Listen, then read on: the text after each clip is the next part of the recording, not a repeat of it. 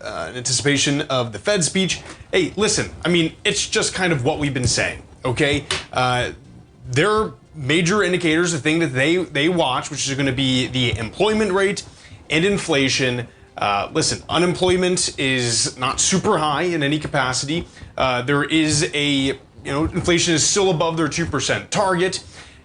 They're not cutting rates, okay? This was to be expected. I would argue they're probably not cutting rates in June either. What is going to get them to really cut rates, you know? And I think probably the most pressing thing right now is going to be a rapid increase in unemployment. Okay, so if that gets way too out of hand, they will absolutely cut rates there. I think they will probably do that, weighing over inflation as well. That is probably the biggest threat right now, but the economy is still doing quite well. You know, why cut rates? And look, I mean, the market's not, responding in any particular way to this either. I mean, you're up 0.25%. You've had some chop during the meeting for sure, but yeah, companies are still, earnings have not been horrendous in any way, at least for your big Mag 7. Now, a lot of companies, of course, have suspended guidance as well. And what this is really going to end up coming down to is essentially what the data says. Yeah, if you get a massive rip in unemployment or they have some indication that that's going to occur, they will cut rates. If you get way too high of a push in inflation, well, unfortunately with that, you're going to have to probably wait for a few more data points after that, right, to see if it is persistent inflation or it's kind of just a one-time deal. So, I mean, you said people are still spending money, even if people are cash-strapped. We saw that with Disney for sure. So that's kind of where we're at, unchanged. What else is new? Trump says that he's not going to, reduce the 145% tariff on China. Who knows? I think this market's exhausted, to be real. I don't think anything is necessarily improved for anyone in any major way. I think uncertainty prevails. I think that the threats to, certain components of the economy have now increased. I think the only thing going for this entire market as a whole is is so much liquidity. There's just so much capital. You've had tons of money getting pushed into ETFs since April. You look at least on the treasury side of everything, which obviously is not the market, but you have some very healthy demand for that. Capital is getting deployed in things kind of like gold, like treasury, and equities as well. Your 10-year is still at 4.28%. I have a feeling it'll probably hover around there for quite a while, around that 4.3 to 4.28. So going either way on bonds. I mean, I know a lot of people who were trying to get long on bonds for I think the past 5 months, and it just has not really worked out extremely well. So yeah, what kicks this market? I don't know. Probably June. Discussions we'll be having with reissuing will be big, not just for government, for private groups as well. I don't know what could get sketchy. Private credit could get sketchy. You're seeing a lot of development into that. That could end up being the gold sink that we've been hunting for. I really thought this, the tariffs and instability was going to be that, but it wasn't really, I mean, look, okay, we're trading back to September. That's a lot to give back, right? But this isn't absurd. And this is such a massive rebound too. I don't know. I still don't feel, the equities that we do hold right now, which really mainly are just UEC and CCJ, those are ones that I think, obviously you'll be exposed to some kind of volatility, but I think there's some good upside as far as headlines are concerned in that. Talking about Life MD, we had a little position for that in anticipation of some decent earnings. They did have good earnings, and we sold. This is a freaky just kind of chart. You had a massive dump at the beginning of the day, then we went all the way up here. We did take profits today in that. I'm not holding Life MD. I don't like this pattern here. There's not a lot of volume in any way. Numbers for LifeMD were good. I mean, you had a 70% increase. They did actually go net profitable, which is very impressive for them. But there's just not a lot of attention on this, which I'm not a huge fan of. Just as far as this charting pattern is concerned, you know, I can see a little bit downside. I don't think we're going to close the gap or anything. I mean, the numbers were very good. If I can just pull up the Edgar and my computer would load. Okay.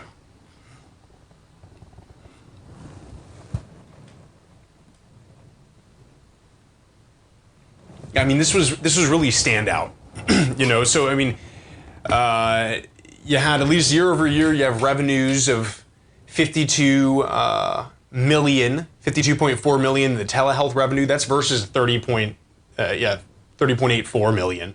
So that's a massive growth. This company they have, there's another company that they own. It's called Work Simply. That is skewing a lot of the metrics because it's not growing at all.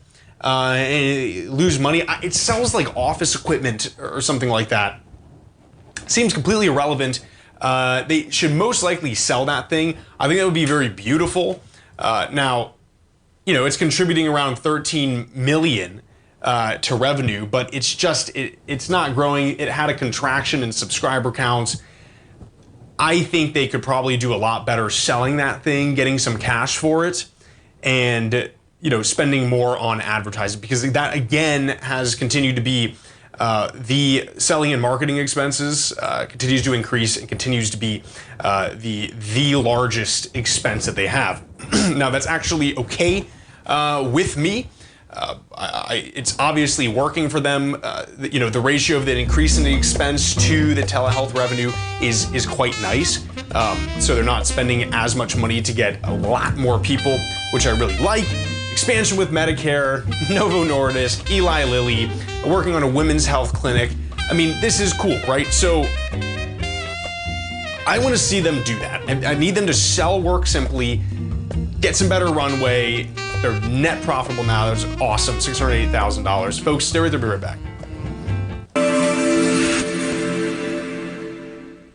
Many trading newsletters attempt to focus on a narrow set of equities or commodities.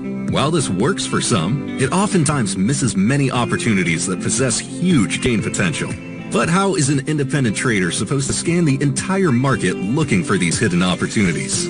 One simple answer: the opening call newsletter. Basil Chapman, developer of the Chapman Wave trading methodology, has been trading the markets for longer than most trading influencers have been alive. And over that time, he has honed his methodology in order to accurately call movements in a wide range of equities, from semiconductors to uranium to key indices and so much more. Basil is old school, taking the time to educate the trader while also giving his insights into key indices, selective stocks, and more. Opening call subscribers also receive access to dozens of educational live streams that can be accessed at any time for your edification. All first-time subscribers receive a 30-day money-back guarantee. So ignore the pop trading influencers and start learning time-tested technical analysis.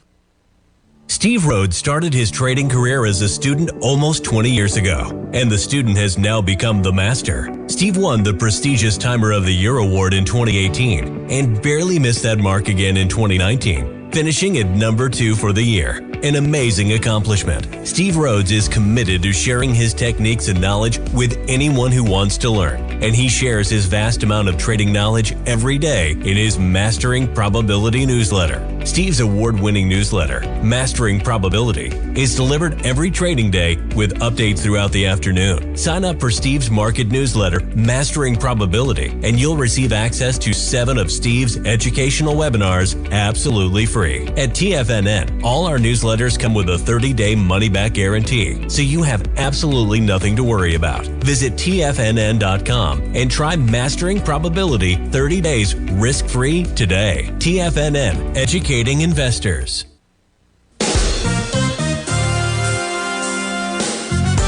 This year has already been a wild ride for the market. We started off heavily in the red, traversed back to all-time highs, and we now have a trade war looming. Trying to play this chop as an individual trader leads to death by 1,000 cuts. Where does this market go next? Should I add to this position or cut my losses? Where is the next opportunity? Tariffs? Trade wars? Analysis paralysis. Don't become a victim of this intense market. Instead, join Larry Pesavento over the second and fourth Friday of every month for 3 hours of live trading. Larry has been through many markets just like this one, and the insight he provides is invaluable. The dates for this month are April 11th and 25th, 9 a.m. to noon Eastern Time. Get in here and let's start trading. TFNN, educating investors. This portion of the Tom O'Brien Show is brought to you by Direxion's daily leveraged and inverse ETFs. Whether you're a bull or a bear, you choose the direction. Visit Direxion.com.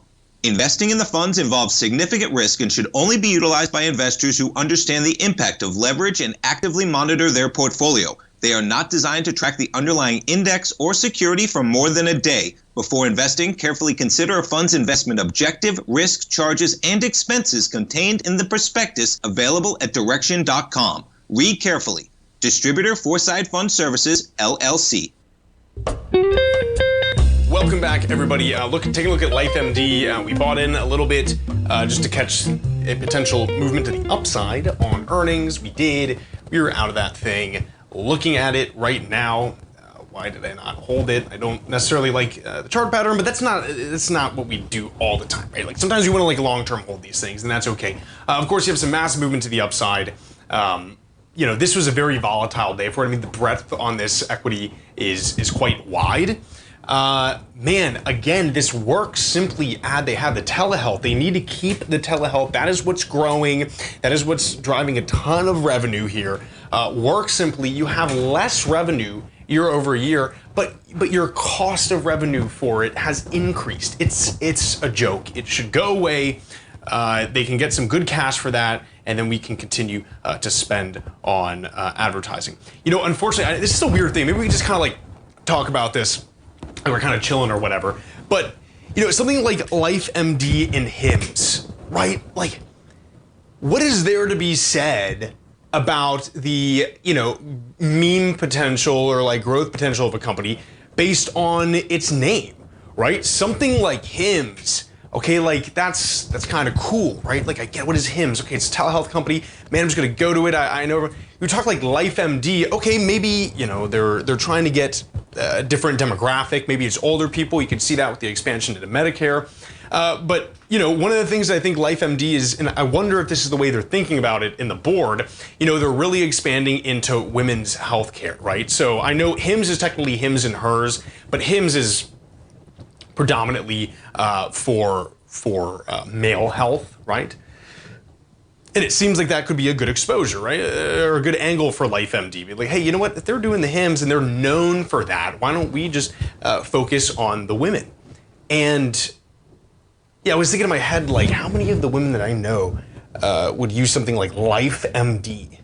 I don't know. I think one of the interesting things that HIMSS has going for it is that name. It doesn't seem as sterile as something like LifeMD. Now, that might hurt it in some capacity as well with a certain demographic. I don't know. We're just kind of talking. That's what's cool about having live streams online. We just kind of talk. I don't know if you have any thought on that. Let me know, because it's kind of an interesting concept. HIMSS just has like so much more potential just with its name, how people look at it. Obviously, it's gotten a little bit memey a tad, but if HIMSS reported some stuff like this, I mean, I think you'd see some pretty solid movement to the upside if balance sheets and whatever income statements were equal. So that's kind of my thing on it. Obviously, you have some like triple topping action on it, and I'm not a massive chartist by any means, but something interesting to look at. It's just not, it doesn't seem like it's staying up there,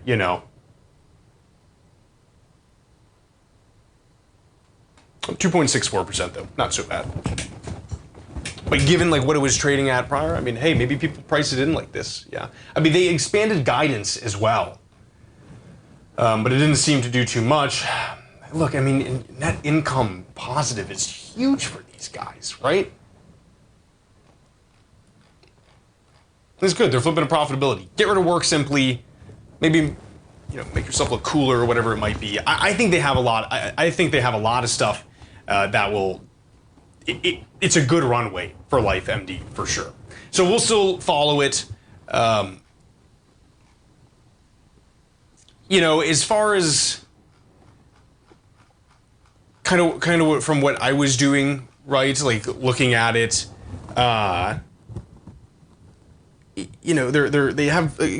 adding a lot of people. I still think their ratios are okay. They're only growing at 70%, right? They're trading like roughly 10 times EBITDA. HIMS trading at 30 times. HIMS is growing a little bit more. At this stage was growing more. I think HIMS only grew about, it was very close to 70%. I think LifeMD right now is just in that stage where they've got to get people familiar with it, right? And that's why I'm looking at things kind of like, stuff like revenue to market cap and gross profit to market cap, all that kind of stuff, or market cap to gross profit. Like, I want to see those ratios right now. So we'll see what happens with LifeMD. Of course, we'll continue to follow that. Some other equities. Again, CCJ, this is doing quite well today. You're 1.94%. You're definitely getting some selling off, at least right now. I like this for a long-term hold. We've been in this since about around $44. Just coming down a little bit on not a whole lot. And then UUU, I'm sure, is probably down as well. These guys have earnings coming out. You're 1.84% today. Listen, they have massive production of uranium. I think this is record. I think they're going to report. Well, it'll be interesting to see how they report. They had some goofy stuff on some of the past earnings, just a lot of expenses that were not anticipated. And so we'll see what happens with that. But this is a longer term hold for me. I think them expanding. This is how I think it's going to say. Whatever they do over this past quarter, right? And Kamiko did okay, right? So we know the whole industry isn't totally just shot off the bat, right? But I think what they're going to lean into quite a bit is this expansion and potential adoption of uranium in the U.S. Used for power. And then I think, they should do it. But this CEO is a sharp guy from reading his transcripts and listening. They need to lean in super heavily, being like, hey, check this out, man. We don't need Chinese rare earth element supply chains. We can do all this right here in the US. We are the go-to guys for that. It's not priced in for us right now. Please come check this out. If they can really, nurture that, I think there's some really cool potential for Energy Fuels to get up there and start moving. Of course, companies like this, that mining companies in and of themselves can be sometimes weird. Certainly uranium for sure, but they have such good access to things like vanadium and your NdPr, which is going to be used for, oh my gosh, robots, electric vehicles, whatever it might be. So I really want to see them harp on this quite a bit. I think UEC is moving up today on, you're up 3.15% in UEC. This is to build a nuclear value chain. Okay, I think UUU is already doing this. They are making a deal as well with Radiant Industries Kaleidos portable nuclear reactors. Okay, I've not ever heard of Radiant Industries in this realm. Definitely not, as far as I'm concerned, a massive name in micro reactors or modular reactors. So we'll see what happens with that, but that is moving up on some news like that as well. Folks, if you stay right there, we'll be right back.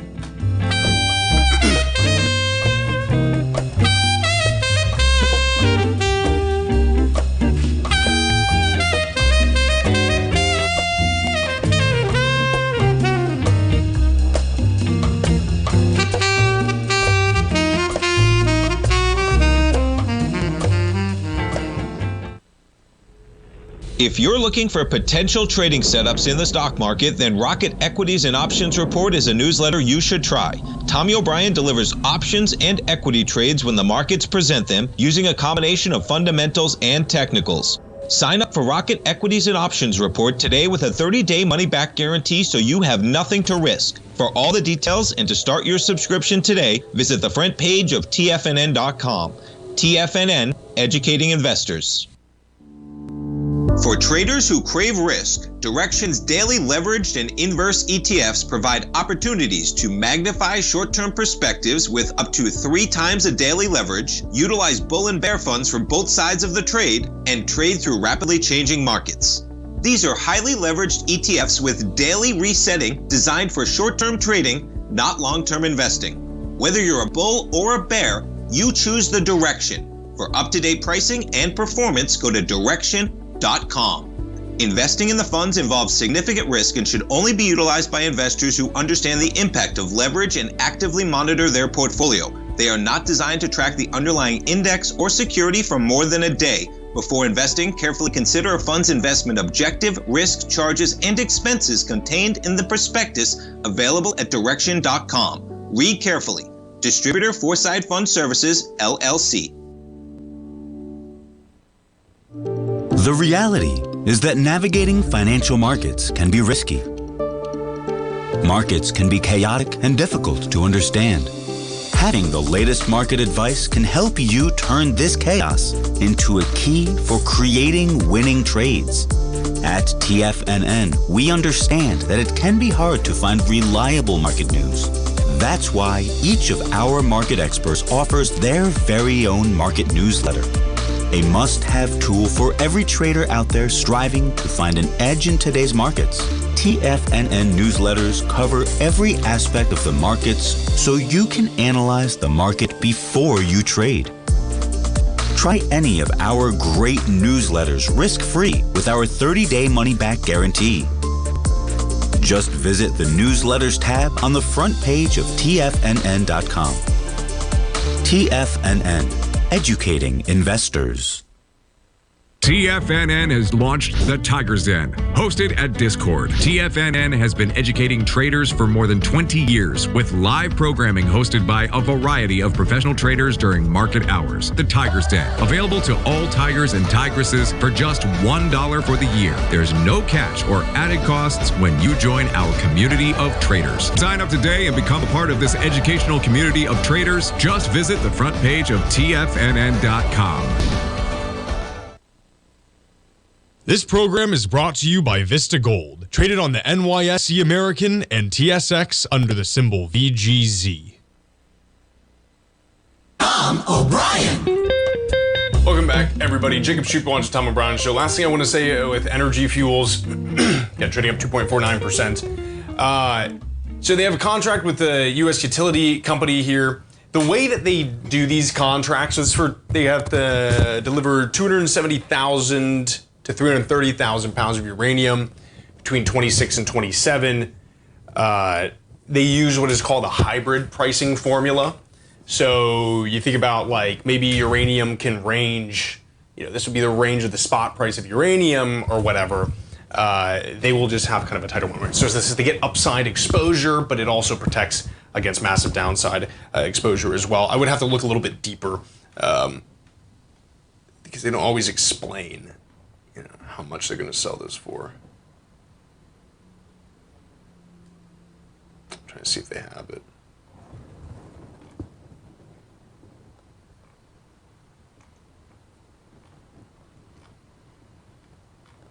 Yeah, I'm not seeing listing it for that contract.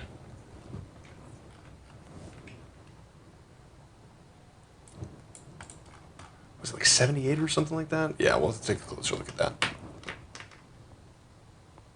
Oh, and then check this as well. The company also held 905,000 pounds of finished vanadium and 38 tons of finished separated neodymium praseodymium. That's really cool. And then rare earth carbonate. So really looking forward to their earnings. I believe they're going to be doing that, definitely tomorrow, and I think it's after market. I don't know why it's saying today on Thinkorswim. Yeah, per their website, it's Thursday, May 8th. So anyways, we'll be following that for sure. So very nice kind of stuff. All right, let's take a look what else we got going on. SPY is like ripping, why not, You're up 0.76%, composite up 0.61%, Dow Jones Industrial trading up 0.95%, Russell futures trading up 0.48%. Man, what a turn. And the dollar up 0.32. Bitcoin is also roaring up 1.65% today. Gold coming down in a major way right now, off about 1.27%. Let's see what else we got. Lucid off. Tesla up 0.32%. Man, remember this Ducom company? Duke Communications we were looking at? Yeah, it did pretty well. And let's see what else. You got VIX coming down as well. How about that? They miss any news, or is this just normal market stuff right now? Oh yeah, dude, talking about VGZ. Look at that. VGZ, what a good move for this. Up 7.11% right now. So quite good. This is obviously on the backs of, I think Barrick reported pretty well today. A few of the gold miners reported quite well, and they're benefiting from that higher spot price. So, all right, let's take a look right now at, because I already talked about Aris Water Solutions, but to kind of just sum that up, Aris Water Solutions provides water solutions for petroleum oil drillers. It's coming down today. It knocked earnings out of the park for the last quarter. They essentially said, we're just not sure what's going to happen, right? As they know now, none of their customers are, mitigating or are reducing operations. But in theory, they potentially could if oil prices get too low. This, of course, would affect Aris. 20% for the day. Man, I don't know. This seems like it could be somewhat of an interesting opportunity here, because that's not going to be, ideally really long term at all. A lot of U.S. producers just won't produce under a certain level, And I was looking over the break. I mean, last time Trump was president, this thing can definitely come down much lower. During his presidency, we were around like $39, something like that. So that could become an issue for sure. We'll just have to kind of wait and see what happens with that. There's so much instability too globally. The idea of potentially, sanctioning Iran. Of course, you have India and Pakistan maybe about to go into war right now. Not major oil producers by any capacity, but that uncertainty can always make things kind of freaky in the market. So we'll just follow along. I don't have a position in Aris, and I'm probably not looking to do that immediately at all, because I agree with their sentiment. There's a lot of uncertainty there. This market is weird with this. Powell's basically saying we're not changing, economy's still strong, but now there's added uncertainty. I don't know. Our equities are doing fine, which I'm cool with, but just some weird stuff. Low volume again today as well. Anyways, that's Aris. We'll be looking to maybe get into that right there. Uber is off a little bit, although I think that's a little bit of an overreaction, off 2.38% today. What is it? They missed revenue. Their sales, or at least their bookings, were up quite a bit. They're expanding into Austin, Texas for robo-taxis. I think they're doing this in Arabia as well. It seems like that's a good run. Yeah, so their revenue was $11.53 billion versus $11.62. Earnings, though, per share at 83 cents versus 50 cents. Grew 14%. Revenue's still growing, up from $10.13 billion in the same period. Had a net income of $1.78 billion.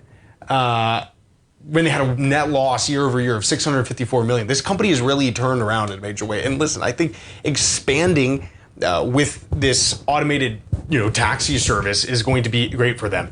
And why do I say that when I kind of, say it might be an issue for Tesla? I think people price Tesla as if it's going to be the only, automated, taxi driver. And at the end of the day, think about this, right? Like, regardless of what Tesla's doing with its, AI brain versus something like LiDAR, the average person doesn't get that, I would say, right? Nor do they really care about that, because it's still going to be an automated service. They're going to be able to drive. Now, of course, if prices are that different, right? Because of the unit costs are much higher for things like whatever Uber is doing, for example, like Pony AI, or however they're expanding into Texas, then yeah, that can become a problem. But I think there's a lot of movement for Uber with this kind of deal, right? I think you can still get a lot of growth with their Waymo partnership. Let's see what else. You're going to work with Volkswagen, AV Ride, which is Nebius. Okay, Nebius is up about 8% today. on news that their company Tokay, look at that, 9.7% to the upside, spinning off Tokay AI data unit with investment from Bezos Expeditions. Okay, so this is basically what is cool about Tokay AI, and I have to look at it. Strategic agent safety. Yeah, I don't know how that revenue will work for Tolica. What is that, Tolica? Yeah, Tolica. Excuse me, Tolica AI data unit. This is what's cool about Tolica, right? Is that it is paying humans to go to use their program, whatever it is, and just interact with it and talk. And why is that important, right? And it's because it is generating novel data points, okay, for AI to learn. One of the biggest problems we're gonna have running in to AI is going to be that it's going to run out of novel data to develop off of, right? You're starting to see that too, and they've taken AI-generated text and images and all that and fed it back into AI, and it gets worse as time goes on, right? It starts becoming way less discernible what it is. The diversity of either the text or the image is far lower. So this, I know it sounds weird, but it's actually a really interesting idea from Nebius. You know, I think that's probably, partly what Reddit could do as well, because there's so many novel human interactions every day. That, of course, is off 5.05%. Folks, stay right there. We'll be right back for a short segment.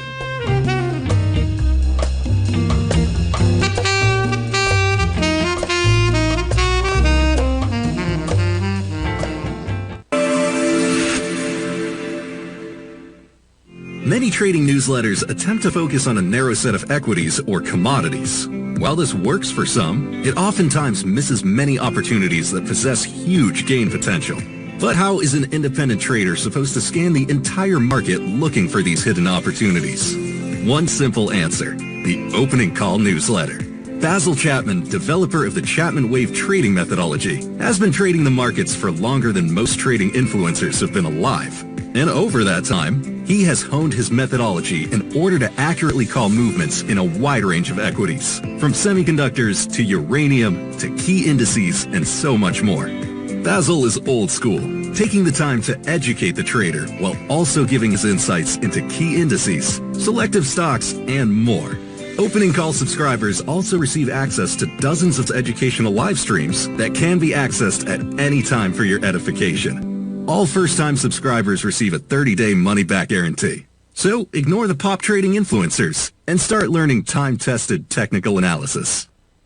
In the world of trading, only a few names stand out like Larry Pesavento, a pro's pro with over 50 years of experience. Larry has seen it all. A former Chicago Mercantile Exchange member, Larry has authored 10 books and trained over 1,000 traders with his unmatched expertise. Introducing Fibonacci 24/7, Larry Pesavento's daily trading service that turns the complexity of markets into opportunities. Published every Sunday, receive a comprehensive report packed with detailed commentary, charts, and videos that illuminate the patterns shaping the markets, with updates throughout the week exclusively for subscribers. Whether through charts or videos, Larry's analysis is your roadmap to navigating the markets. You can sign up now at TFNN.com for just $97. And with all TFNN newsletters backed by a 30-day money-back guarantee, you have nothing to risk. For all the details, visit TFNN.com. You'll find Fibonacci 24/7 right under the newsletters tab.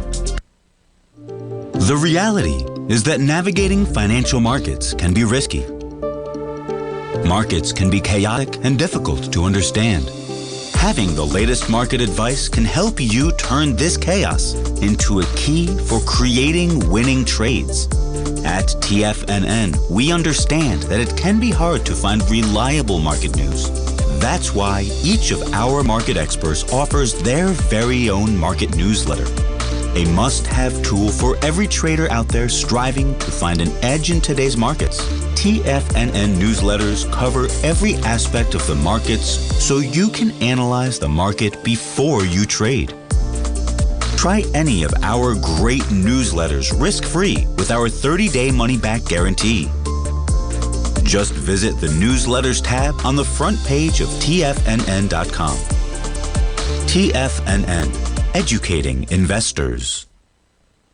Don't forget, you can listen to TFNN live on your mobile device 24 hours per day. Go to TFNN.com, then hit Watch Tiger TV. That's TFNN.com, then hit Watch Tiger TV. Welcome back, everybody. This is Jacob Shoup. You're watching the Tom O'Brien Show. We just got a short little segment right here. Let's see what we got for earnings. Oh, yeah, AMD. How about that? Man, I feel you guys are so close. Okay, you're actually, okay, nice. You're actually up 1.4% right now, which is very good because you did have kind of a gap down, especially after market here, but it's nice to see this equity getting some love to the upside. They had a pretty good quarter, basically echoing what a lot of other tech people are saying, which is like, hey, these tariffs are kind of not productive in any way. Let's see what we got coming up. We have ARM Holdings, we have Mercado Libre, AppLovin is after the bell today, and then the trading desk is tomorrow as well. So we'll see what happens to that. And then Fortinet as well. Uber Technology, again, it wasn't, I don't think it was horrible. I think they had more people using their services.